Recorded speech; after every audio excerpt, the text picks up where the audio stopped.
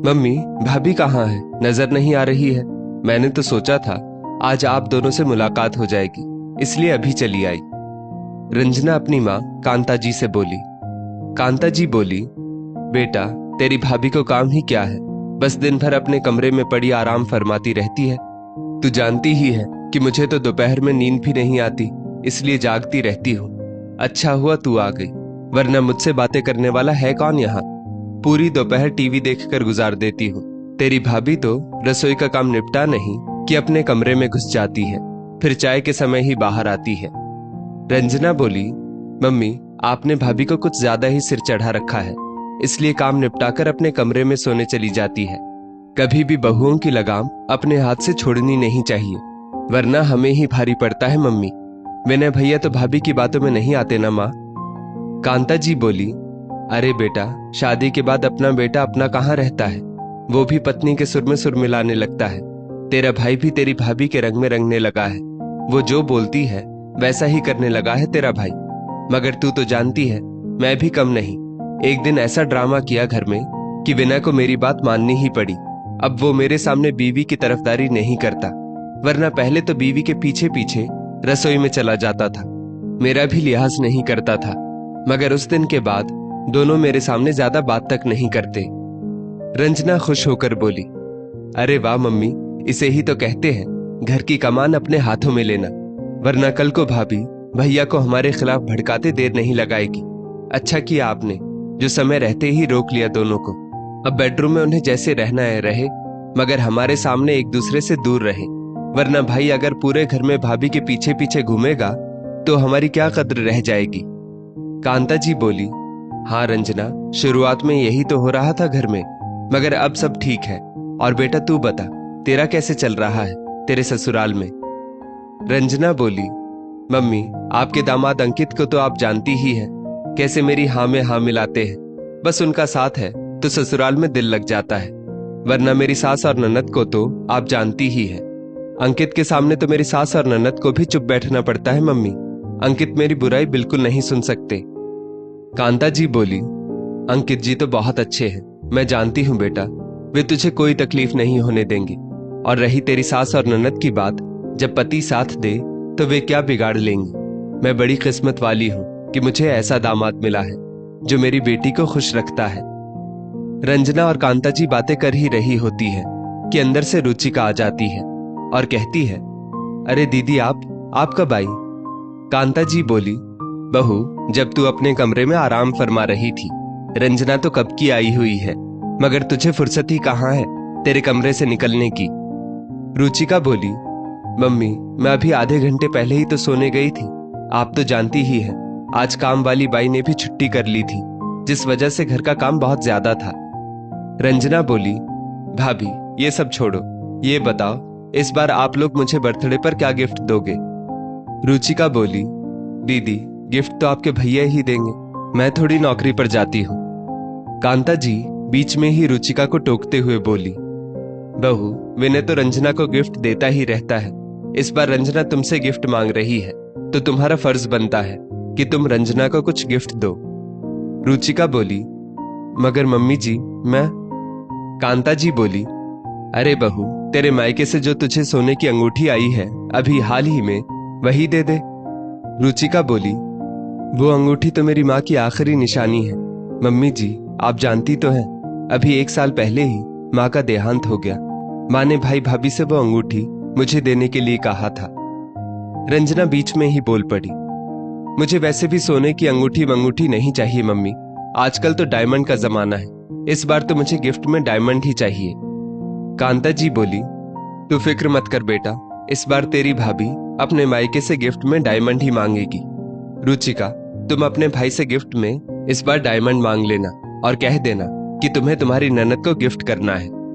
रुचिका बोली, मम्मी जी मैं रंजना दीदी के गिफ्ट के लिए मेरे मायके वालों को तो परेशान नहीं कर सकती ना, शादी के इतने सालों बाद भी मैं अपने मायके से चीजें मांगू, अच्छा लगता है क्या? कांता जी बोली, इसमें अच्छा लगने की क्या बात है बहू, ससुराल वाले तो बहू के मायके से मांगते आए थे और मांगते रहेंगे। रुचिका बोली, आज के जमाने में ऐसे खोखले विचार कोई नहीं रखता है मम्मी जी। अच्छा मैं रसोई से आप लोगों के लिए चाय नाश्ता लाती हूँ। रुचिका के रसोई में जाने के बाद रंजना कांता जी से बोली, देखा मम्मी कैसे जबान चलाती है भाभी। कांता जी बोली, हाँ बेटा देख रही हूँ, उसे तो मैं बाद में बताती हूँ, तू फिक्र मत कर, इस बार मैं तुझे डायमंड जरूर दिलवाऊंगी। रुचिका रसोई में आकर रो पड़ी। उसे अतीत की सारी बातें याद आ जाती है, जब वो इस घर में पहली बार दुल्हन बनकर आई थी। रंजना को जब घर वालों ने बोला कि वो भाभी के साथ आए सामान में से अपनी पसंद का कुछ भी उठा सकती है, तब रंजना ने रुचिका की 2-3 भारी साड़ियां उठा ली थी। कांता जी ने भी तब सभी रिश्तेदारों के सामने यही कहा था कि देखा मेरी बेटी की पसंद कितनी अच्छी है। रुचिका की मां ने कितने प्यार से दी थी वो साड़ियां रुचिका को, मगर रंजना ने वो साड़ियां लेने से पहले एक पल को भी ना सोचा। ये सिलसिला यहीं खत्म नहीं हुआ। रंजना जब भी मायके आती, अपनी भाभी रुचिका के मायके से आई हुई चाहे कितनी भी महंगी चीज क्यों ना हो उठा ले जाती, और कांता जी भी बेटी का पूरा साथ देती। विनय ने रुचिका के साथ ऐसा व्यवहार होते देख अपनी मां कांता जी से कहा भी, मगर कांता जी ने बात का बतंगड़ बना दिया और कहने लगी, इसे तो बीवी का रंग चढ़ गया है, कल की आई हुई लड़की का साथ देने लगा हमारा बेटा तो अभी से। इसे अपनी माँ बहन गलत लग रही है और बीवी सही लग रही है। बस वही आखिरी बार था जब विनय ने रुचिका का साथ दिया था। अब विनय रुचिका का साथ भी नहीं दे पाता था, क्योंकि वो कोई भी बात बढ़ाकर घर की शांति भंग नहीं करना चाहता था। रंजना की 10 वर्षीय बेटी लावण्या हमेशा अपनी मम्मी का ये व्यवहार देखती। एक दिन वो रंजना से बोली, मम्मी मामी को कितना बुरा लगता होगा, आप हमेशा उनकी महंगी महंगी चीजें उठा लाती हो। उन चीजों पर तो सिर्फ मामी का हक है, क्योंकि वे चीजें उनके माता पिता ने उनको दी है। रंजना बोली, बेटा मैं इस घर की बेटी हूँ और घर की बहू की चीजों पर बेटी का हक पहला होता है, इसलिए मैं जो चाहूँ अपने मायके ले जा सकती हूँ। मायके में बेटी का स्थान बहू से ज्यादा महत्वपूर्ण होता है। रुचिका शादी से पहले नौकरी करती थी, मगर शादी के बाद कांता जी बीमार रहने लगी, जिस वजह से उसे नौकरी छोड़नी पड़ी। पूरा दिन घर के काम करने के बाद रुचिका दोपहर में आराम करने जाती। ये बात भी कांता जी को अखरती थी। पूरे दिन खड़े रह रहकर रुचिका के पांव रात तक सूज जाते, मगर कांता जी को कभी रुचिका का दर्द नहीं दिखाई देता था। पूरा समय घर के काम करने के बाद भी कांता जी बेटी रंजना से बहू रुचिका की बुराई ही करती, और रंजना भी बराबर आग में घी डालने का काम करती।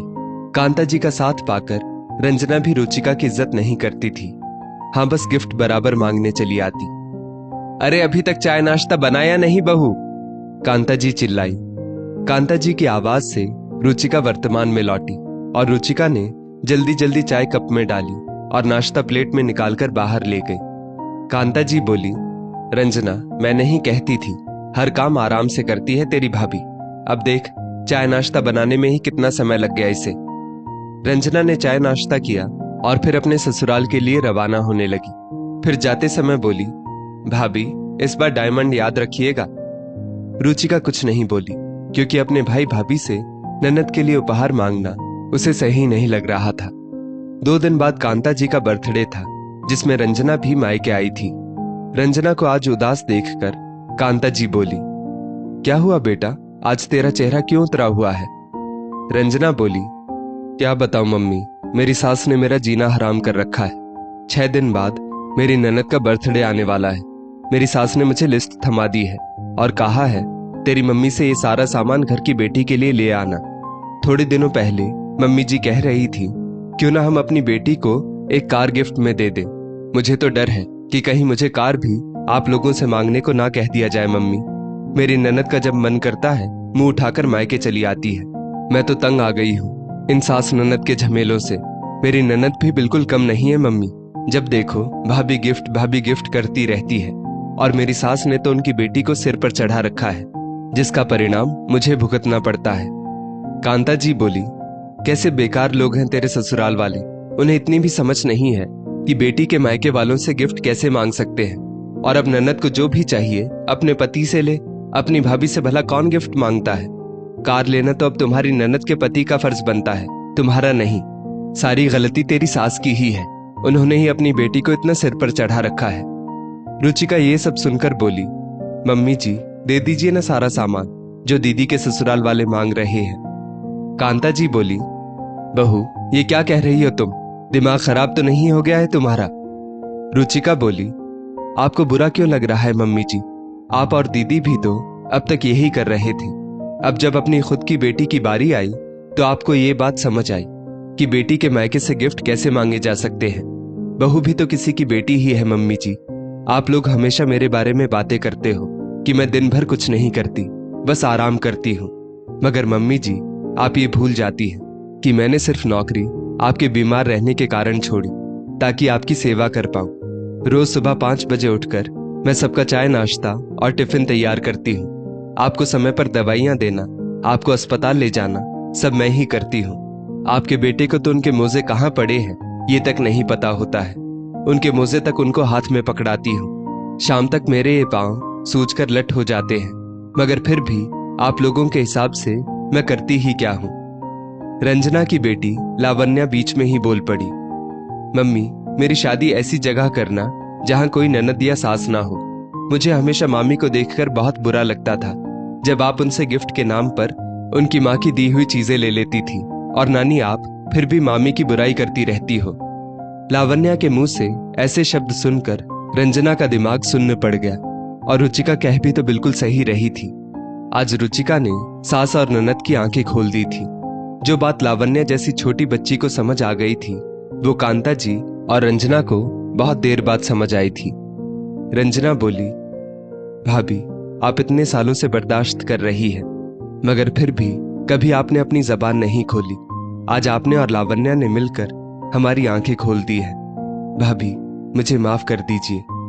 मम्मी, जो चीज मेरे ससुराल वाले मेरे साथ कर रहे हैं, यदि वही चीज हम भाभी के साथ करेंगे तो हमें और उनमें क्या फर्क रह जाएगा। कांता जी भी बोली, हाँ बहू मुझे भी माफ कर दे। मैं ये बात भूल गई थी कि बहू भी तो किसी की बेटी है।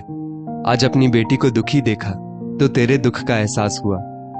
रुचिका बोली, मम्मी जी, दीदी, आप लोगों को अपनी गलती का एहसास हुआ, मेरे लिए यही काफी है।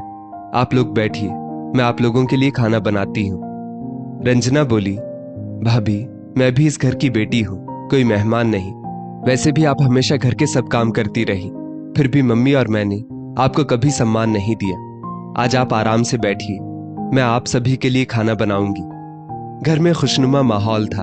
बरसों बाद रुचिका को घर में वो सम्मान मिला था जो हमेशा बेटी को मिलता आया था। दोस्तों, अक्सर घरों में देखा जाता है कि घर की बेटियों के आगे बहुओं की कीमत कुछ नहीं समझी जाती, मगर लोग ये भूल जाते हैं कि आप जैसा दूसरों की बेटी के साथ करते हो वैसा आपकी बेटी के साथ भी हो सकता है। इसलिए बहू और बेटी में कभी भेदभाव ना करें, दोनों को समान दर्जा दें। एक इस घर से विदा हुई है तो दूसरी इस घर में आपके लिए आई है। दोनों ही आपके घर की लक्ष्मी हैं। इस स्टोरी को लेकर आपकी क्या राय है नीचे कमेंट करके जरूर बताइएगा, और ऐसी ही और भी बेहतरीन वीडियोस के लिए हमारा पेज जरूर फॉलो करें।